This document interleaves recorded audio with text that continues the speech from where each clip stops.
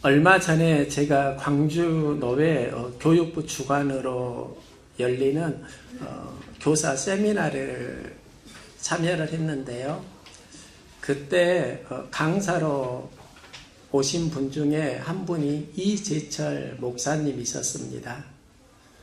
제가 그분을 만나면서 20여 년 전에 생각이 나는 겁니다. 제가 신대원 1학년 때였습니다. 그때는 전도사였고요. 학우 중에 이정우 전도사가 있습니다. 지금은 목사님이 되셨는데 이정우 전도사가 아주 특별한 분을 모셨다고 주일학교 교사 세미나에 저를 초청했습니다. 그가 서림교회 전도사였습니다. 세미나를 들으면서 이정우 전도사가 왜 나를 초청했는지 알 수 있었습니다. 그때 들은 메시지는 정말 나의 가슴을 파고드는 엄청난 메시지였습니다. 20여 년이 지난 지금 그때의 내용을 정확히 이해하기는 어렵습니다. 하지만 내 안에 남아있는 메시지는 이런 겁니다. 교사는 아이들을 가르치려고 하지만 실상 가르치는 내용은 대부분 떠난다. 그런데 선생님이 나를 어떻게 대해 주셨는지 그 이미지는 남는다.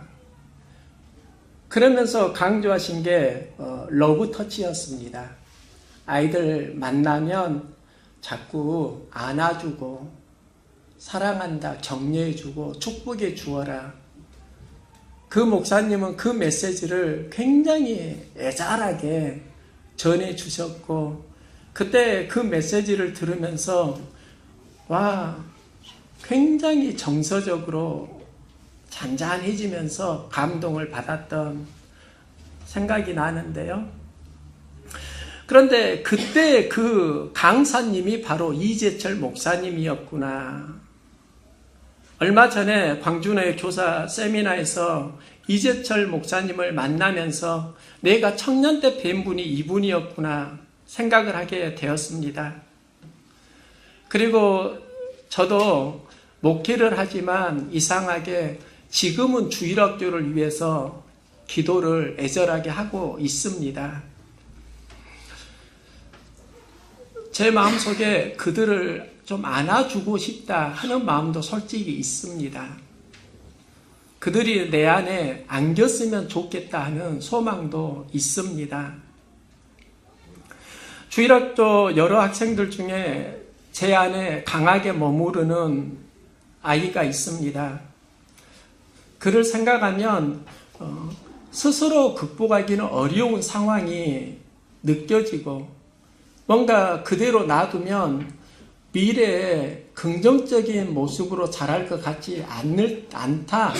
이런 아픔이 솔직히 느껴지는 아이입니다. 기도하면 하나님이 주시는 마음이 있고요. 그러면서 그에게 관계성을 위해서 뭔가 좀 노력이 필요하겠다. 이런 생각이 들어서 그 아이와 몇 명을 데리고 콜럼버스 극장으로 영화 보러 간 적이 있습니다. 유명한 영화이고 블록버스터 영화인데요. 저는 은근히 아이들에게 무언가를 기대했는데 영화를 보는 내내 핸드폰 하고 있습니다. 저도 기대했던 것보다 영화가 재미없었습니다. 영화는 재미가 없고 돈은 돈대로 들어가고 피곤한데 시간은 시간대로 투자하고 그날 내린 결론이 있습니다. 오늘 사역은 실패. 다시 생각을 후회해 보았는데요.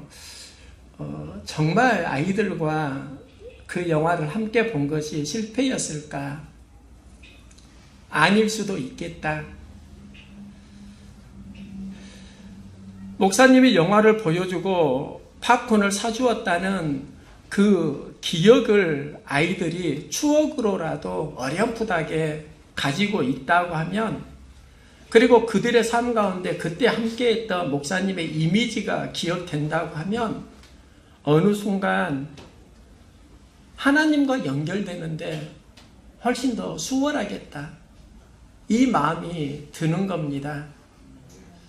지금 당장으로 무언가를 하려고 하면 실패 같고 지금 당장의 열매가 안 보이니까 아쉬움이 많이 남는데 시간이 지나면 그렇지 않을 수 있다는 것입니다.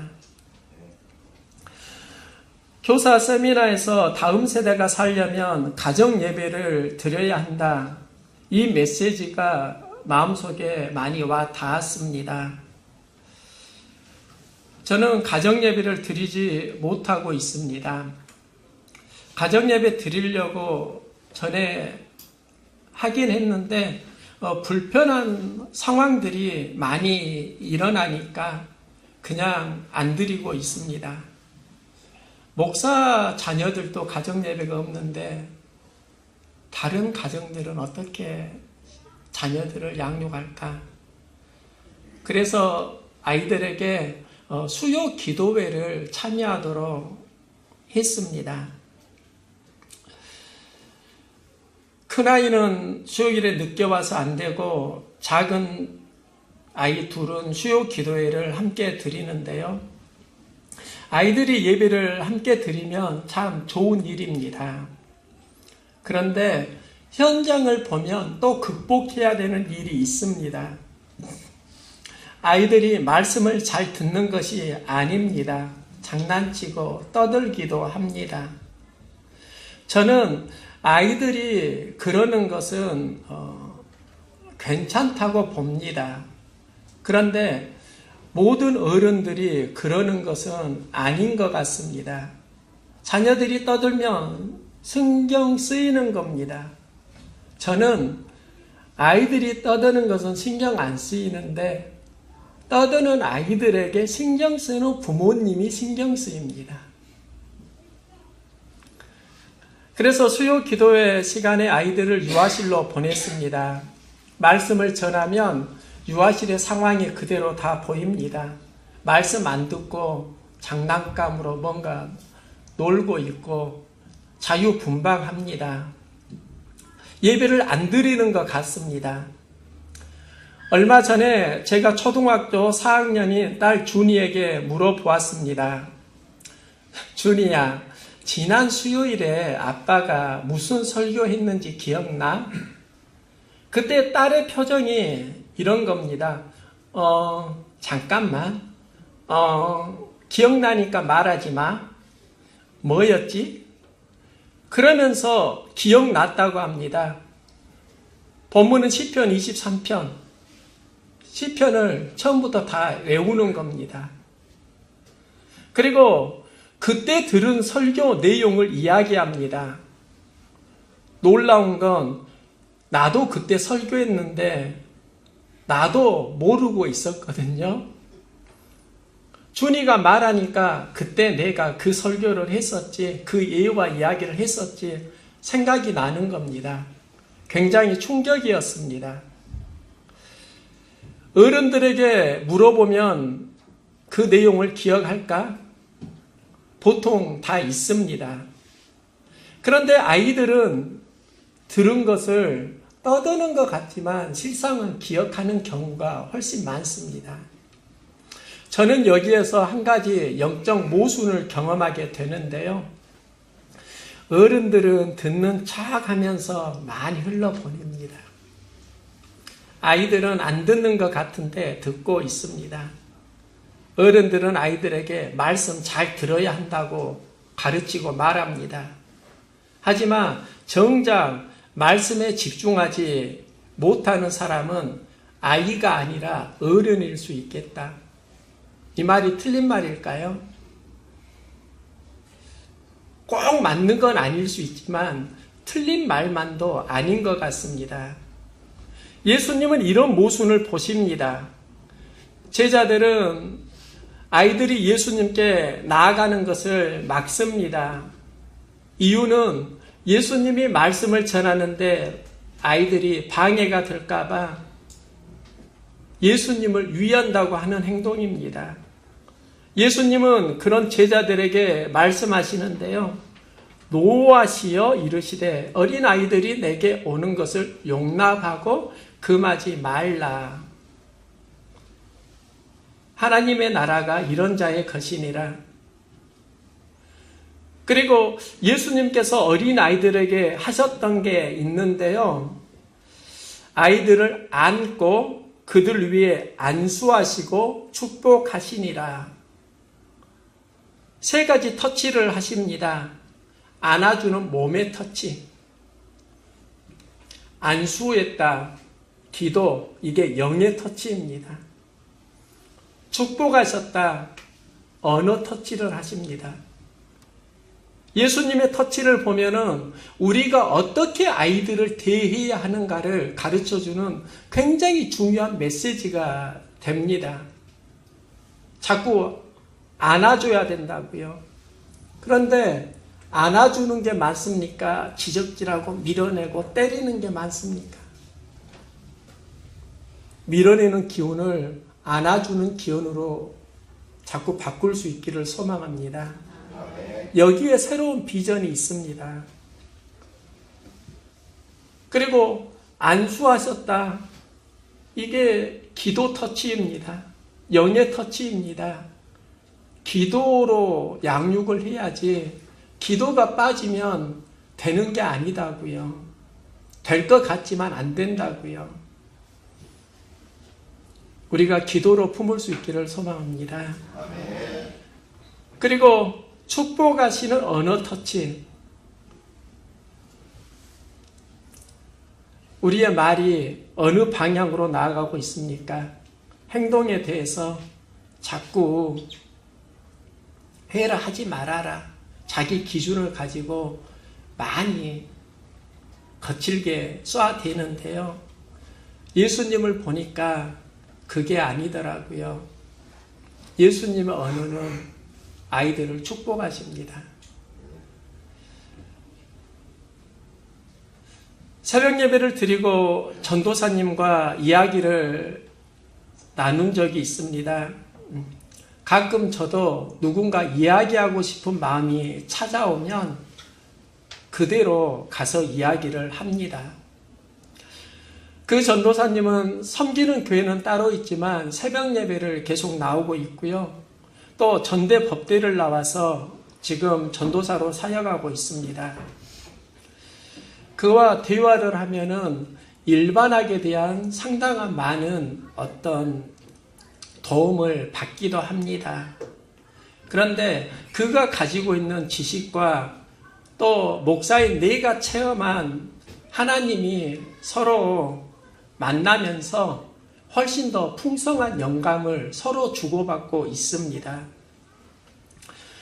제가 전도사님에게 나 좀 안아주라고 했습니다. 그리고 그때 내 안에 있는 마음을 전도사님에게 토했습니다. 품에 안겨서 내 안에 있는 많은 상처나 트라우마를 쏟아냈습니다. 그때 내 영혼이 많이 정화되는 것을 느꼈는데요. 지금 생각을 해보니까 그게 예수님이 아이들에게 하셨던 터치와 참 유사했습니다. 안아주는 러브 터치가 있습니다. 그리고 상대를 위해서 기도해주는 중보기도 영의 터치가 있었습니다. 또 힘내라고 격려해주는 언어 터치가 있었습니다. 우리는 터치를 하고 있는데 어떤 터치를 하느냐에 따라서 관계성이 달라집니다. 힘이 달라집니다. 우리의 터치가 예수님이 하셨던 거룩한 터치가 되어지길 소망합니다. 집에서 아이들에게 제가 요구하는 게 있습니다. 비타민. 그럼 아이들이 저를 껴안아 줍니다. 이 러브 터치를 제법 많이 해왔는데요.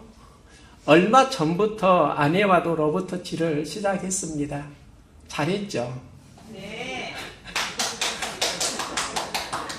서로 안아줍니다. 그런데 말로 할 때보다 러브 터치를 통해서 훨씬 강한 어떤 힘을 느끼게 됩니다. 영성에서 소울타이가 있는데요. 영적 유대 관계라고 할 수 있습니다. 저는 살면서 내가 어머니와 소울타이가 있다는 것을 알게 되었습니다. 어머니와 영적 유대 관계가 있습니다. 그런데 이게 왜 문제인가? 저는 어머니에게 보았던 그 경험을 가지고 아내를 바라보게 됩니다. 어머니는 이랬는데 아내는 왜 이렇게 안 하지? 그러면서 저는 서운해하는 겁니다. 또 상처를 받습니다. 이것이 일종의 영적 유대 관계, 소울타이라는 것을 알게 되었습니다. 누구와 결합하느냐에 따라서 그 기운이 전이됩니다. 그리스도인의 신앙생활은 소울타이가 건강해야 합니다. 예수님과 영적 유대 관계가 건강해져야 합니다. 저는 목회자 치유 세미나를 다녀와서 내 안에 그런 기운을 제법 느끼고 있습니다. 이전에는 화나던 일이 이제는 그다지 화가 나지 않습니다. 이건 진실입니다. 예배 시간 전에 준비가 안 되면 신경이 굉장히 민감했습니다. 이제는 제법 여유가 생깁니다. 내가 기대하는 대로 움직이지 않아도 마음이 제법 편해졌습니다. 저는 불편하지 않을 자유를 어느 정도 누리고 있는 것입니다. 이건 예수님과 유대 관계가 깊어지면 나타나는 감정의 변화입니다. 시각의 변화도 제법 있습니다. 저는 벌레에 대한 엄청난 그 공포감이 있는 사람입니다. 어렸을 때 탱자를 따면은 탱자에 붙어 있는 그 뿔 달린 초록색 벌레가 있습니다. 탱자를 따려다가 그게 발견되면 온 몸이 확 돋아나면서 엄청난 공포감을 느낍니다. 쐐기가 몸에 붙으면은 온 몸에 신경이 확 돋아납니다. 저는 그런 체질을 가지고 있는데요. 새벽 예배를 드릴 때 제 안에, 제 손가락에 민달팽이가 붙어 있는 게 보였습니다. 아마 화분을 이렇게 만지다가 이 손에 옮겨 붙은 것 같은데요. 순간 온몸이 오싹해집니다. 그리고 옆에 있는 화장지로 눌러서 죽이려고 하는데요. 순간 이런 생각이 드는 겁니다. 누가 더 깜짝 놀랐을까? 내가 더 놀랬을까? 민달팽이가 더 놀랬을까? 민달팽이를 예배 바로 시작 전에 나가서 화단에 내려다 주고 새벽 예배 약 1분 정도 늦어졌지만 마음이 나쁘지 않습니다. 나보다 더 놀란 민달팽이가 느껴지는 것, 그건 내 안에 엄청난 변화였습니다. 이런 시각의 변화만 있는 게 아닙니다. 얼마 전에 목성년에서 창세기 세미나가 있었습니다. 30여 명의 목사님들이 모여서 12시간 강의를 듣습니다. 금천중앙교회에서 사역하는 김정재철 목사님이 있는데요. 그분이 이런 말을 합니다. 여기까지 온 것은 믿음이고 이제부터 체력 싸움이요.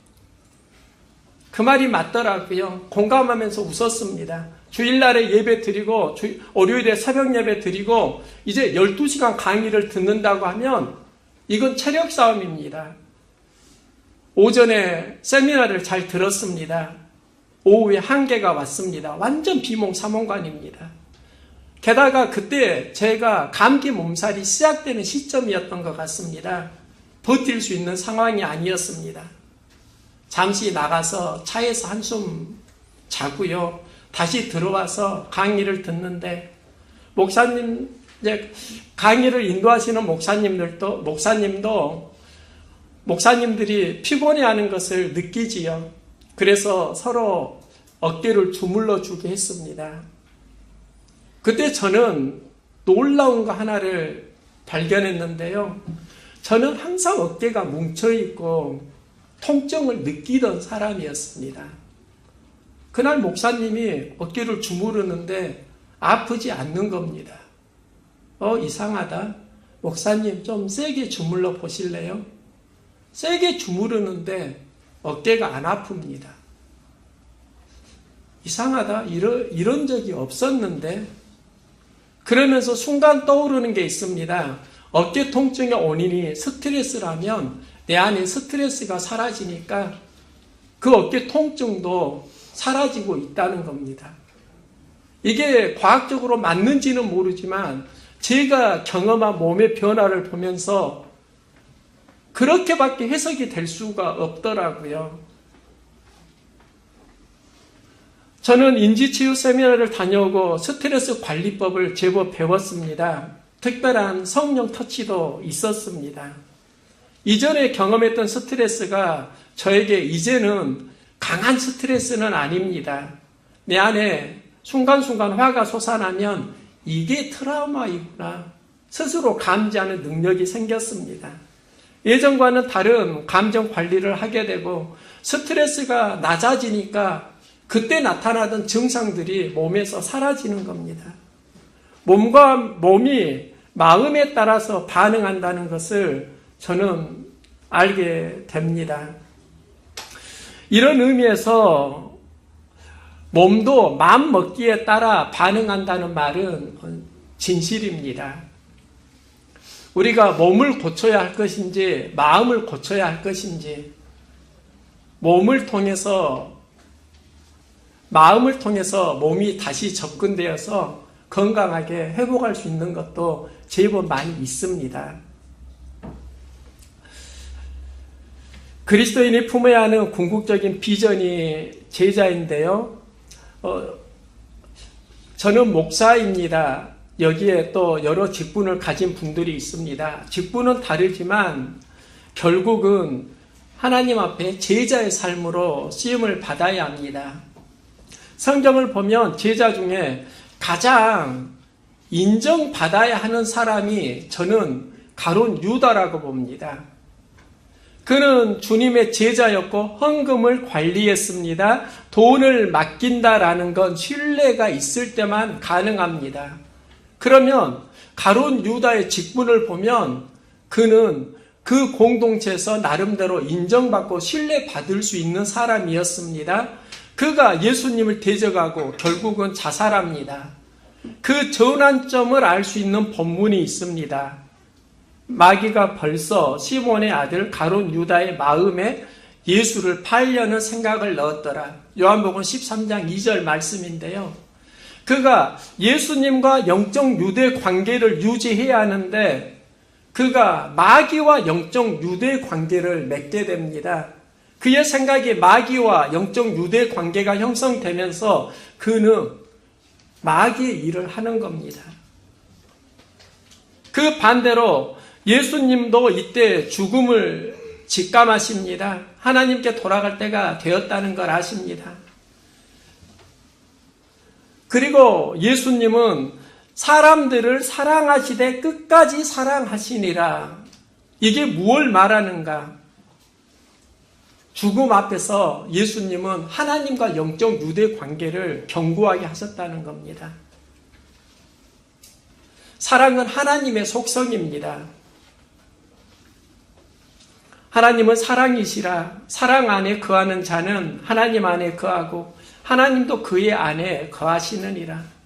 하나님과 영적 유대 관계를 가지니까 내 안에 하나님의 사랑이 살아나게 되고 그 사랑이 제자들을 사랑하는 삶으로 연결되는 겁니다. 우리가 누구와 영적 결속을 하느냐에 따라 삶은 거기에 어울리는 기운을 경험합니다. 예수님은 하나님과 영적 결속을 행하셨습니다. 성경은 그걸 너무나 많이 정확하게 보여줍니다. 예수님이 긍휼히 여기시니라, 불쌍히 여기시니라, 하나님의 성품입니다. 예수님이 40일 금식 기도를 하십니다. 하나님 나라 선포하십니다. 이건 무엇을 말하는가? 기도하면서 예수님 안에 하나님 말씀을 품었고 하나님과 영적 유대 관계가 형성되니까 그 뒤에 하나님 나라를 선포하는 겁니다. 우리의 삶이 하나님과의 영적 유대 관계가 깊어지기를 소망합니다. 사도 바울도 마찬가지입니다. 나의 달려갈 길과 주 예수께 받은 사명, 곧 하나님의 은혜의 복음을 증언하는 일을 마치려 하면은 나의 생명조차 조금도 귀한 것으로 여기지 아니하노라. 생명을 조금도 귀한 것으로 여기지 아니한다. 이게 어떻게 가능한가? 그 이전에 예수께 받은 사명, 예수님과 영적 유대 관계가 있었다는 겁니다. 여기에서 생명을 걸고 사명을 완수하는 힘을 얻습니다. 예수님은 40일 금식 기도하시고 하나님 나라를 선포하시는데요. 예수님의 삶의 중심에는 하나님 나라가 있습니다. 그런데 이 하나님 나라가 또 어디에서 나오는가? 어린 아이들이 다가올 때 예수님께서 이 어린 아이들 그들이 하나님 나라와 연결되었다 이렇게 말씀합니다.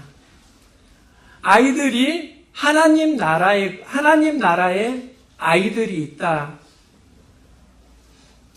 본문을 읽어보면은 어린 아이들이 내게 오는 것을 용납하고 금하지 말라. 하나님 나라가 이런 자의 것이니라. 어린 아이들이 하나님 나라에 속해 있다 하는 것입니다. 그러면서 하나님 나라 이야기를 하시는데 그 뒤에 예수님이 행하신 세 가지 사역이 있는 것이지요. 아이들을 안아줍니다. 그들을 위해 안수하십니다. 축복하십니다. 안아주는 러브 터치가 있습니다. 안수하는 기도 터치가 있습니다. 축복하시는 언어 터치가 있습니다. 지금 우리 주일학교에서 그리고 이 시대에 다음 세대를 생각한다고 하면 예수님의 이 세 가지 터치가 교사들 마음속에 다시 살아나야 된다. 이 마음이 강하게 저에게 밀려오는 건 사실입니다. 아이들에게 예수님이 안아주는 러브 터치, 사랑의 감정을 가지고 만나면 기적이 일어납니다. 기도 터치, 기도로 품으면 관계가 회복됩니다. 또 언어 터치, 축복의 언어를 사용하면 아이들이 자존감이 상하지 않고 또 그들의 영적인 기운도 많이 건강해집니다. 그러면 저는 이건 할 수 있습니다. 언어 터치, 그리고 기도 터치, 그리고 러브 터치. 그런데 보다 중요한 게 하나 있더라고요. 어떤 감정을 가지고 해야 할 것인가? 이게 굉장히 중요합니다. 하나님과 예수님은 영적인 유대 관계가 있었습니다. 그 결과 안아주고 기도하고 축복하는 삶으로 연결되어집니다. 그런데 우리가 일상 속에서 하나님과 친밀한 유대 관계가 되지 않은 상태에서 안아주게 되면 이게 위험한 겁니다. 그대로 전이 되기 때문입니다. 어린 아이들에게 교사의 영성과 감정이 전이 된다고요. 안 그럴 줄 아세요? 억지로 마지못해서 형식적으로 안아주는 것과 주님의 마음을 품고 안아주는 것, 그게 같을 것 같습니까? 마음이 없는 빈소리로 축복해주는 언어와 진심을 가지고 말해주는 언어가 같을 것 같습니까? 진정 믿고 내가 믿는 하나님을 그에게 전이시키는 그 축복 기도와 나도 믿지 않는 하나님. 그런데 아이들에게 가르쳐야 하니까 입술로 떠드는 하나님. 그 기운이 같을 것 같습니까? 엄청 다르다고요. 예수님께서 일상에서 무엇을 행하셨는가 보면은 하나님과 엄청 친밀한 유대 관계를 행하신 겁니다. 그리고 그 유대 관계는 우리가 상상하는 것보다 훨씬 뛰어납니다. 그래서 예수님 안에 계시는 그 하나님이 얼마나 강력하든지 환자에게 다가가면 내 안에 있는 하나님의 기운이 그 환자를 치료하는 겁니다.